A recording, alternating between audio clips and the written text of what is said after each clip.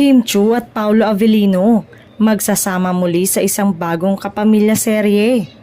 Wala na talagang makakapigil pa sa pagragasa ng biyaya sa tambalan ni Kim Chiu at Paolo Avellino matapos ang tagumpay ng kanilang mga pinagsamahang serye gaya ng Linlang at What's Wrong with Secretary Kim at ng hit movie ng My Love Will Make You Disappear.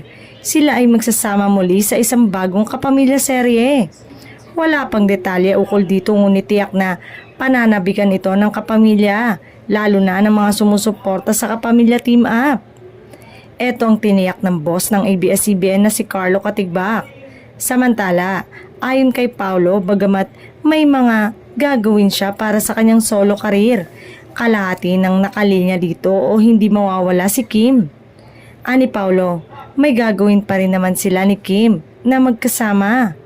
Sumabat naman si Kim at sinabi nitong may mga provincial shows sila ni Paolo at may mga campaign pa silang gagawin ni Paolo in line sa kanilang ine-endorsong refreshment dessert para sa isang fast food chain. Hindi nabanggit ni Paolo ang Sit-Sit na isang teleserye uli ang gagawin nila ni Kim sa mga susunod na linggo. Natuwa naman ang mga solid fans nang malaman ang pananatili ng solid ng Kim Pao. Reaksyon nila, hindi naman raw sila mabibitin sa ayuda sa dalawa at hindi makakaranas ng tagtuyot.